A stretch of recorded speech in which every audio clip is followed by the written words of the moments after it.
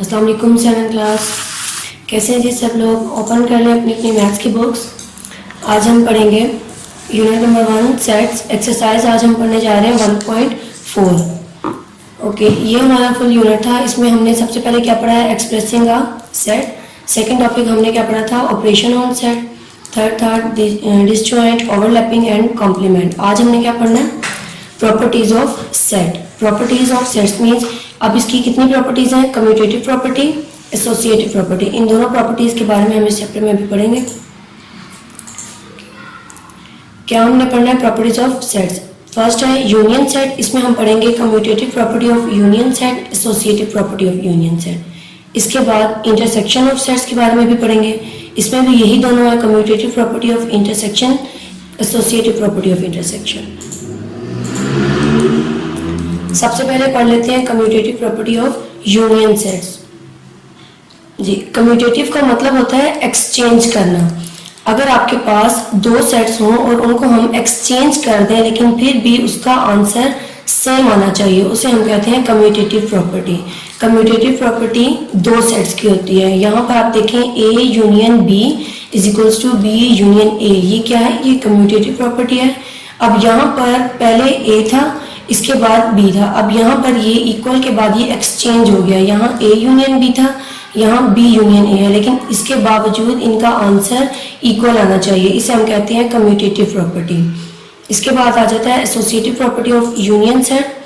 इसमें तीन सेट्स होते हैं। कम्यूटेटिव प्रॉपर्टी में हम दो सेट्स की बात करते हैं, एसोसिएटिव प्रॉपर्टी में हम तीन सेट्स की बात करते हैं, A union B union C। इसमें हम ब्रैकेट्स को एक्सचेंज करते हैं। यहाँ पर हमने सेट को एक्सचेंज किया था, यहाँ पर हम ब्रैकेट को एक्सचेंज करेंगे। यहाँ पर आपके पास बात है A union B union C। हम सबसे पहले B यूनियन C को सॉल्व करेंगे, इसके बाद A का यूनियन ले लेंगे B यूनियन C से। इसी तरह यहाँ पर भी A union B union C, लेकिन यहाँ पर हम पहले A यूनियन B लेंगे, उसके बाद यूनियन निकालेंगे C के साथ। तो ये क्या है? ये एसोसिएटिव प्रॉपर्टी है। यहाँ पर सेट एक्सचेंज नहीं हुई, यहाँ पर ब्रैकेट एक्सचेंज हुई है। कम्यूटेटिव प्रॉपर्टी में सेट एक्सचेंज हुए, एसोसिएटिव प्रॉपर्टी में ब्रैकेट्स एक्सचेंज हुए। ओके, ये एग्जांपल है कम्यूटेटिव प्रॉपर्टी की। A is equals to 1 2 3, B is equals to 2 4 6। अब हमने ये वेरीफाई करना है कि A यूनियन B इक्वल हो B यूनियन A के। तो सबसे पहले सॉल्व कर लेते हैं A यूनियन B को।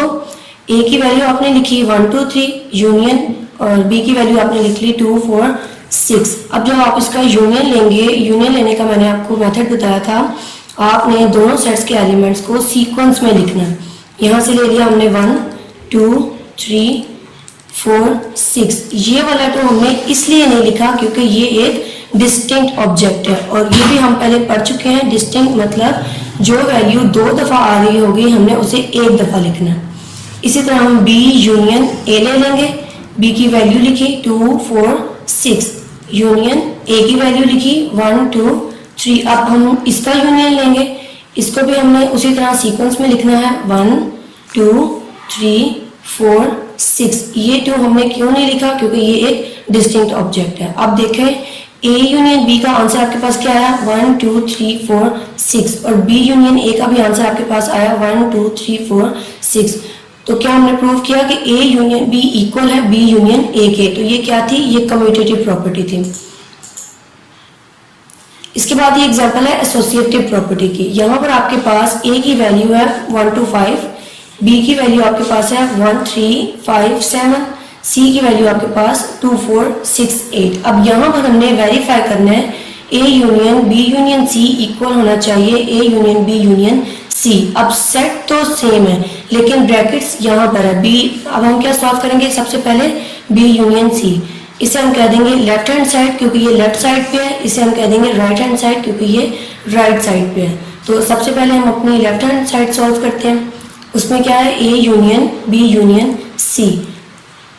क्योंकि ये ब्रैकेट में B यूनियन C, तो इसे हम सबसे पहले सॉल्व करेंगे, इसलिए A की वैल्यू हमने ऐसे ही लिख दी यूनियन। अब हमने B की वैल्यू लिखी, फिर यूनियन, और ये C की वैल्यू लिखी। अब ये value same as it is नीचे इसलिए आ गई है क्योंकि हमने पहले B यूनियन C को सॉल्व करना है।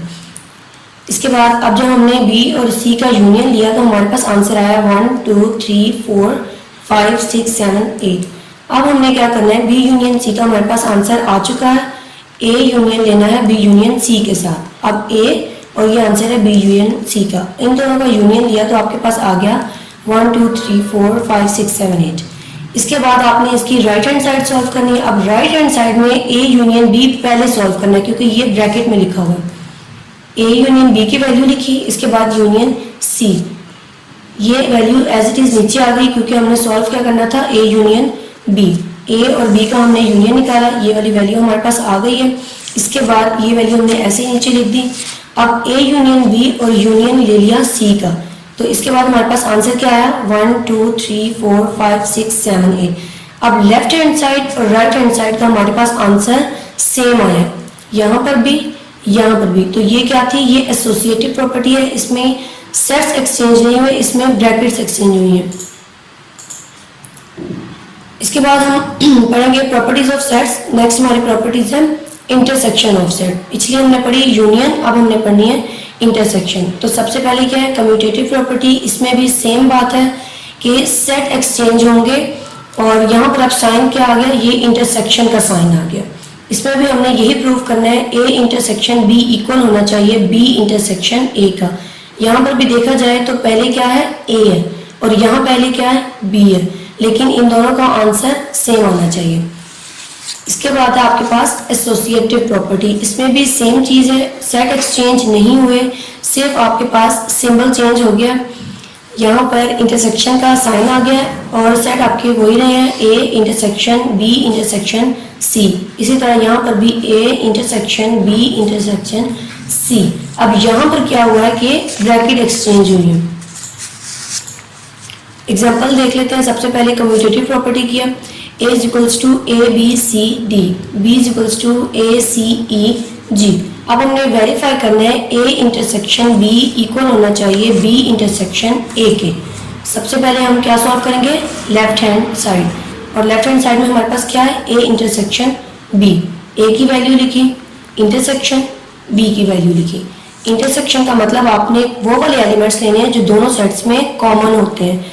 यहाँ पर A कॉमन है, वो हमने ले लिया, सी भी इन दोनों में कॉमन है, वो हमने ले लिया। इसी तरह राइट हैंड साइड सॉल्व करेंगे, बी इंटरसेक्शन ए। यहाँ पर हमने बी की वैल्यू ली, इंटरसेक्शन ये हमने ए की वैल्यू ली, इन दोनों में जो भी एलिमेंट्स कॉमन थे वो हमने ले लिए। अब यहाँ पर हमारे पास लेफ्ट हैंड साइड और राइट हैंड साइड का आंसर बिल्कुल इक्वल आया है, तो ये क्या है, ये कम्यूटेटिव प्रॉपर्टी है। नेक्स्ट है आपके पास एसोसिएटिव प्रॉपर्टी। ए की वैल्यू आपके पास क्या है, 1, 2, 5, 8। बी की वैल्यू क्या है, 2, 4, 6, और सी की वैल्यू क्या है आपके पास, 2, 4, 5, 7। वेरीफाई हमने क्या करना है, A intersection B intersection C is equals to A intersection B intersection C. जी, तो सबसे पहले सॉल्व करेंगे left hand side, A intersection B intersection C. तो क्या चीज़ पहले सॉल्व करेंगे, बी इंटरसेक्शन सी। क्यों, क्योंकि ये ब्रैकेट में। पहले ए की वैल्यू लिखी, इंटरसेक्शन बी की लिखी, फिर इंटरसेक्शन सी की वैल्यू लिखी। अब ये एज इट इज नीचे आ जाएगी क्योंकि हमने इन दोनों वैल्यूज को सॉल्व करना है, इन दोनों का हमने इंटरसेक्शन लेना है, इसलिए इन दोनों में जो भी एलिमेंट्स हम कॉमन होंगे वो ले लेंगे। 2 और 4 ये इन दोनों में कॉमन थे, वो हमने ले लिए। अब दोबारा से हमने इन दोनों सेट्स का इंटरसेक्शन लेना है। इसमें क्या कॉमन है, जस्ट एक वर्ड है, एक एलिमेंट है 2, वो हमने कॉमन ले लिया। इसके बाद राइट हैंड साइड हम सॉल्व करेंगे, उसमें क्या है, A intersection B intersection C. सबसे पहले ए इंटरसेक्शन बी सॉल्व करेंगे क्योंकि वो ब्रैकेट में है, तो ये हमने ए की वैल्यू लिखी, इंटरसेक्शन बी की वैल्यू लिखी, इसके बाद इंटरसेक्शन सी की वैल्यू। इन दोनों का हमने इंटरसेक्शन ले लिया, इसके बाद ये वैल्यू एज इट इज नीचे आ गई। इन दोनों का दोबारा से इंटरसेक्शन लिया तो आंसर क्या आया, 2। अब लेफ्ट हैंड साइड और राइट हैंड साइड का आंसर हमारे पास बिल्कुल सेम आया है, तो ये क्या थी, ये एसोसिएटिव प्रॉपर्टी। इसके बाद है हमारे पास properties involving difference of set. Difference का मतलब हम पहले पढ़ चुके हैं, डिफरेंस का मतलब क्या होता है, माइनस। अब हमने माइनस का देखना है, डिफरेंस ऑफ सेट्स का देखना है। अगर आपके पास अनइक्वल सेट्स हो, 2 अनइक्वल सेट्स, उनके आंसर सेम नहीं आने चाहिए। अब यहाँ पर आपके पास 2 सेट्स हैं ए बी, यहाँ पर भी 2 सेट्स हैं ए एंड बी। अब यहाँ पर बिल्कुल कम्यूटेटिव प्रॉपर्टी की तरह हुआ है कि सेट एक्सचेंज हो गए हैं, लेकिन सेट एक्सचेंज होने के बाद भी इनका आंसर इक्वल नहीं आना चाहिए।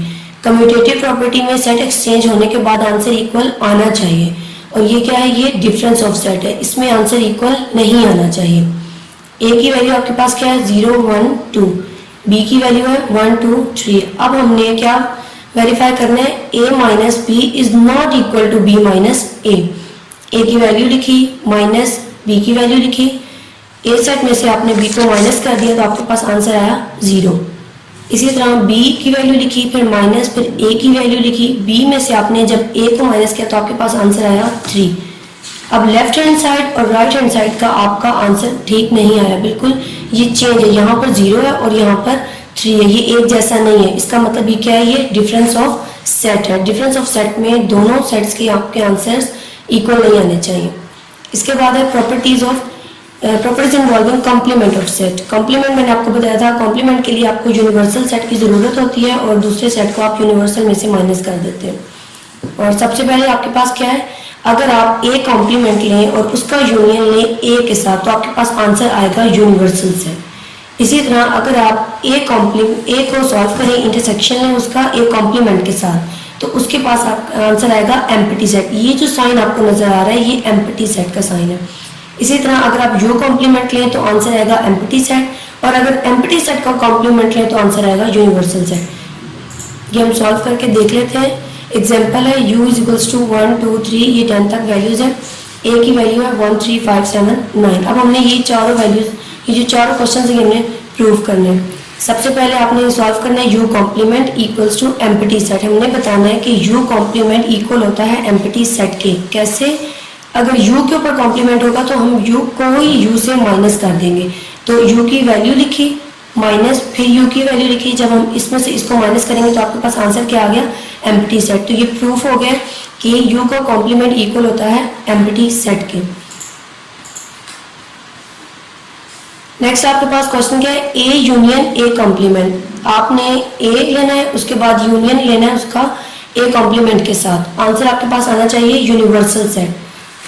ओके, a कॉम्प्लीमेंट सबसे पहले सॉल्व करेंगे। a कॉम्प्लीमेंट मतलब u माइनस a। u की वैल्यू हमने लिखी, a की वैल्यू लिखी, u में से हमने a को माइनस कर दिया तो आपके पास ये आंसर आ गया 2 4 6 8 10। अब हम ये सॉल्व करेंगे a union a complement. a की वैल्यू लिखी, यूनियन a कॉम्प्लीमेंट की वैल्यू लिखी। अब हमारे पास ये, जब इसको हमने यूनियन लिया तो हमारे पास आंसर आ गया 1 2 3 4 5 6, ये 10 तक वैल्यू। तो ये जो वैल्यू थी ये क्या, किसकी वैल्यू थी, ये यूनिवर्सल सेट की वैल्यू थी। तो ये भी प्रूव हो गया कि a union a complement equal है यूनिवर्सल सेट के। इसके बाद है a इंटरसेक्शन a कॉम्प्लीमेंट। इसी तरह a कॉम्प्लीमेंट लेंगे, u में से a को माइनस करेंगे, वो हमारा आंसर आ जाएगा। तो हमने क्या लिया, a इंटरसेक्शन a कॉम्प्लीमेंट को जब हमने सॉल्व किया तो हमारे पास क्या आ गया, एम्प्टी सेट आ गया। ये भी प्रूव हो गया। इसके बाद एम्प्टी सेट का कॉम्प्लीमेंट लेना है। एम्प्टी सेट तो पहले ही खाली होता है। अब हमने क्या किया कि u में से एम्प्टी सेट को हमने माइनस करना है, u लिखा माइनस ये एम्प्टी सेट की वैल्यू लिख दी, यानी कि बिल्कुल एम्प्टी सेट यानी कि खाली सेट। अब यहाँ पर u में से जब आपने a को यानी कि इस एम्प्टी सेट को आपने माइनस किया तो आपकी दोबारा से वही वैल्यू आ गई यानी कि यूनिवर्सल। तो ये भी प्रूव हो गया कि एम्प्टी सेट का अगर आप कॉम्प्लीमेंट लेते हैं तो दोबारा से यूनिवर्सल वैल्यू ही आ जाती है जी। तो आज हमने क्या पढ़ा है, प्रॉपर्टीज ऑफ सेट, यूनियन से और इंटरसेक्शन से। कौन कौन सी, कम्यूटेटिव प्रॉपर्टी, एसोसिएटिव प्रॉपर्टी। इसी तरह हमने इंटरसेक्शन ऑफ सेट्स में भी पढ़ा commutative property and associative property. Okay, तो सबसे पहले हमने कौन सा टॉपिक पढ़ा था, एक्सप्रेसिंग अ सेट। इसमें हमने कौन कौन सी फॉर्म्स पढ़ी थी, descriptive form, tabular form, builder form. Okay, और इस यूनिट में हमने हमारा जो थर्ड टॉपिक है वो कौन सा था, disjoint, overlapping and complement. Good. इसके बाद जो हमारा सेकंड टॉपिक था वो कौन सा था, ऑपरेशन ऑन सेट। कौन कौन से ऑपरेशन हमने पढ़ लिए, यूनियन, इंटरसेक्शन, डिफरेंस। और आज हमने क्या पढ़ा, प्रॉपर्टीज ऑफ सेट। कौन कौन सी, commutative, associative. Okay, next lecture में हम अपना ये जो हमारा लास्ट टॉपिक रह गया वेन डायग्राम, हम उसके बारे में पढ़ेंगे। तब तक के लिए अल्लाह हाफिज, थैंक यू।